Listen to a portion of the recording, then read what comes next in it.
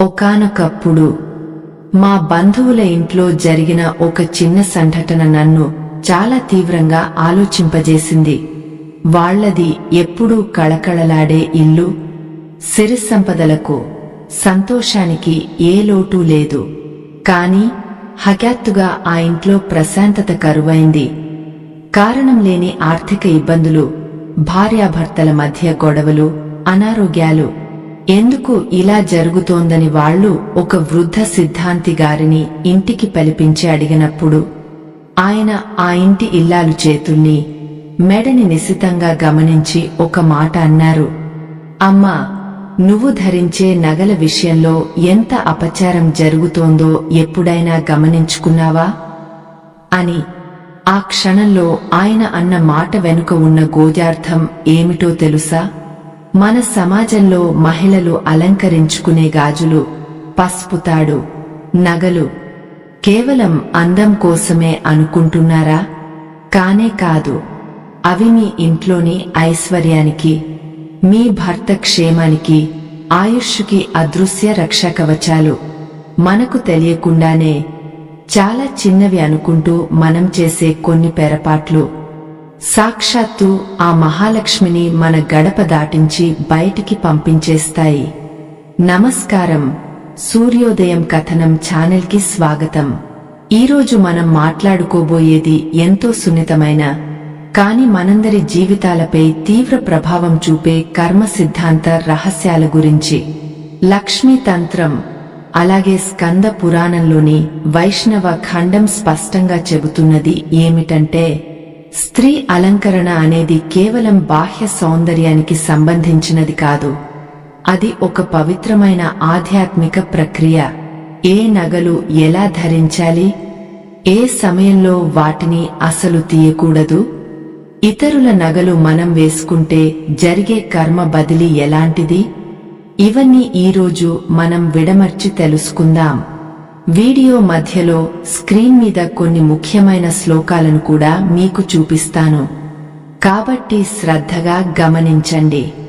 మీలో చాలా మందికి ఒక సందేహం ఉండే ఉంటుంది. ముఖ్యంగా కాళ్ల గజ్జెలు, మెట్టెలు ఎప్పుడూ వెండితోనే ఎందుకు ఉండాలి? డబ్బు ఉంటే బంగారు పట్టీలు చేయించుకుని పెట్టుకోవచ్చు కదా అని. పొరపాటున కూడా కాళ్లకు బంగారం ఎందుకు వాడకూడదు అన్న దాని వెనుక ఒక భయంకరమైన, చాలా లోతైన రహస్యం దాగ ఉంది. ఆ నిజాన్ని మీకు ముందు వివరిస్తాను. అది వింటే మీరు నిజంగా ఆశ్చర్యపోతారు. కాని దానికంటే ముందు, అసలు గాజులు ధరించే విషయంలో మన ఇళ్లలో ఆడవాళ్లు ప్రతిరోజు ఎక్కడ తప్పు చేస్తున్నారో అక్కడి నుంచే మొదలు పెడదాం. గాజులు మార్చుకునేటప్పుడు, ముఖ్యంగా మంగళవారం లేదా శుక్రవారం రోజున చాలా మంది చేసే ఒక పెద్ద తప్పు ఉంది. ఆ రోజుల్లో పొరపాటున గాజులు పగిలితే లేదా సైజ్ సరిపోలేదని వాటిని తీసి పక్కన పడేస్తుంటారు. పగలిన గాజులను వెంటనే చెత్తబుట్టలో వేసేయడం లేదా ఎక్కడ పడితే అక్కడ వదిలేయడం చేస్తుంటారు. కాని గారాయ సంహిత ఏం చెబుతోందంటే, స్త్రీ చేతికున్న గాజు పగిలింది అంటే ఆ ఇంటిపై లేదా ఆమె భర్తపై పడాల్సిన ఒక పెద్ద గండం, ఓ తీవ్రమైన దుష్ట దృష్టి ఆ గాజుతో పాటు విరిగపోయిందని అర్థం. ఆ నెగటివ్ ఎనర్జీని పీల్చుకున్న గాజులను శుక్రవారం నాడు అమాంతం చెత్తలో వేయకూడదు. వాటిని ఒక కాగితంలో చుట్టి మరుసటి రోజు ఎవరికి తొక్కని చోట చెట్టు మొదట్లో వేయాలి. అలాగే ఈ రోజుల్లో ఫ్యాషన్ పేరుతో ప్లాస్టిక్ గాజులు విపరీతంగా వాడుతున్నారు. జ్యోతిష్య శాస్త్ర ప్రకారం ప్లాస్టిక్ అనేది రాహువుకు ప్రతీక. అది ఒక కృత్రిమ పదార్థం. గాజు అనేది స్వచ్ఛతకు, నాదానికి ప్రతీక. గాజులు ఒకదానికొకటి తగిలినప్పుడు వచ్చే సున్నితమైన శబ్దం ఇంట్లోని నెగటివ్ ఎనర్జీని, అలజడిని పారద్రోలుతుంది. ప్లాస్టిక్ గాజుల వల్ల ఆ శబ్దం రాదు సరికదా, నిశ్శబ్దంగా దారిదీరాన్ని ఆహ్వానించినట్లు అవుతుంది. ఇక్కడ మీకో ప్రశ్న. మీ ఇంట్లో పెద్దవాళ్లు గాజులు పగిలినప్పుడు, వాడేసిన గాజులను తీసేటప్పుడు మీ ప్రాంతంలో ఎలాంటి ఆచారాలు పాటించేవారో కింద కామెంట్స్ లో పంచుకోండి.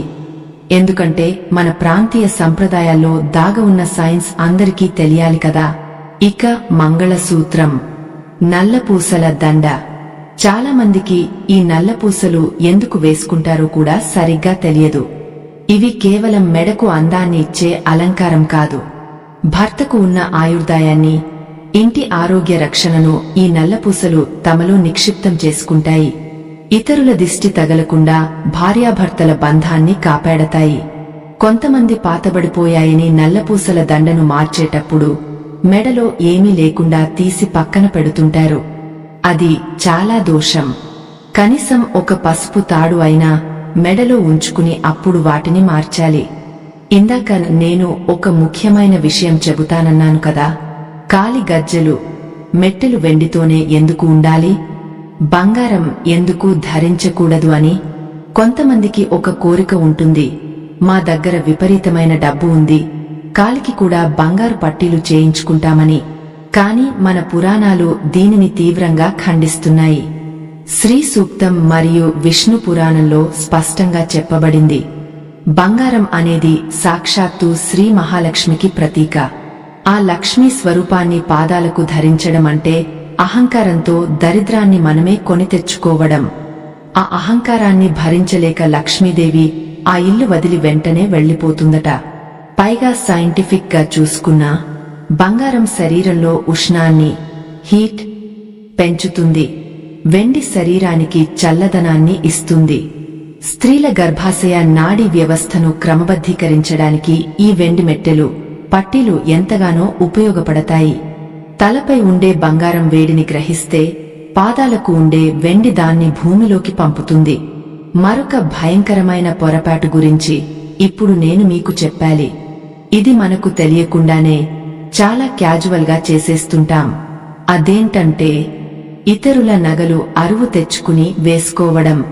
ఒక పెళ్లి ఉందనో, ఫంక్షన్ ఉందనో, పక్కింటి వాళ్లదో, తెలిసిన వాళ్లదో నెక్లెస్ లేదా గాజులు అడిగి తెచ్చుకుని వేసుకుంటారు. కాని కర్మ సిద్ధాంతం ఏం చెబుతోందంటే ఒక వ్యక్తి ఎప్పుడు ధరించే నగల మీద వాళ్ల ఆరా, వాళ్ల కర్మ, వాళ్ల బాధలు నిక్షిప్తమై ఉంటాయి. మన చర్మం ఆ నగలకు తగిలినప్పుడు వాళ్ల దురదృష్టం, నెగటివ్ ఎనర్జీ మనకు కర్మ బదిలీ, కార్మిక్ ట్రాన్స్ఫర్ ద్వారా సంక్రమిస్తుంది.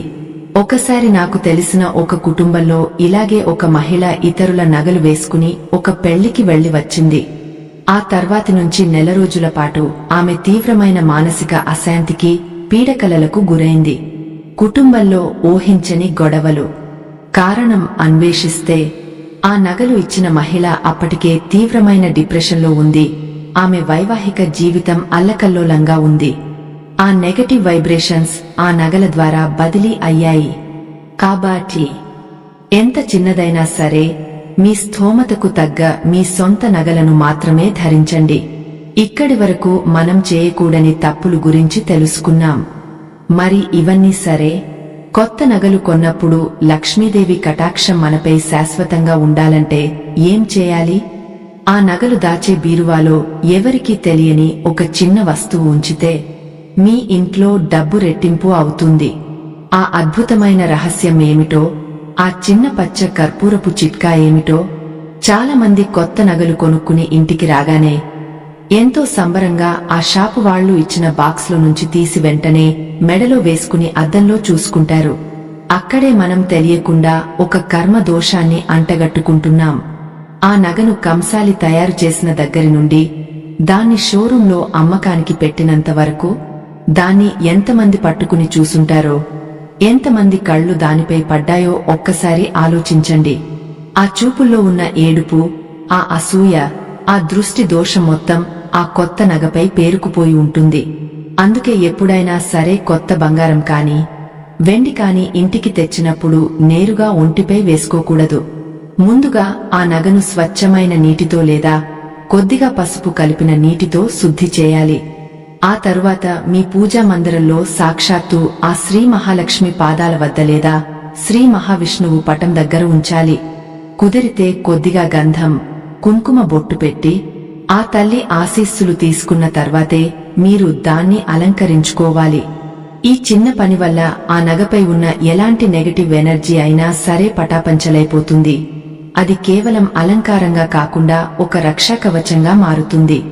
ఇక మరో అత్యంత శక్తివంతమైన రహస్యం, మీ నగలు, డబ్బు దాచుకునే బీరువాలో లేదా లాకర్లో ఎప్పుడూ ఒక నిర్దిష్టమైన ఆకర్షణ శక్తి, మ్యాగ్నెటిక్ ఎనర్జీ ఉండి తీరాలి. కుబేర స్థానమైన మీ లాకర్లో దారిద్ర్యం చేరకుండా ఉండాలంటే, అదృష్టం మీ సొంతం కావాలంటే ఒక చిన్న ఎర్రటి లేదా పసుపు పచ్చటి వస్త్రం తీసుకోండి.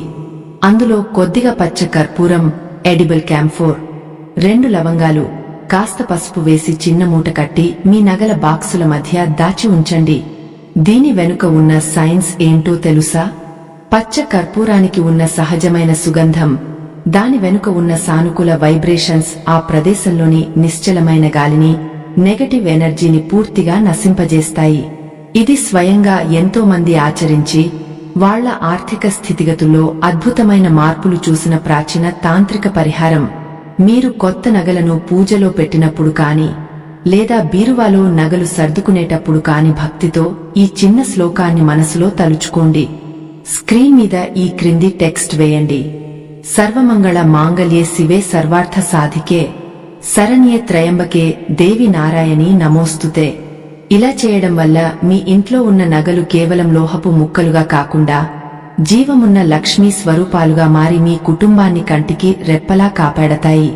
చూశారు కదా, మన పెద్దలు ఏర్పాటు చేసిన ప్రతి ఆచారం వెనుక, మహిళల అలంకరణ వెనుక ఎంత పెద్ద ఆధ్యాత్మిక, కర్మ సిద్ధాంత రహస్యం దాగ ఉందో.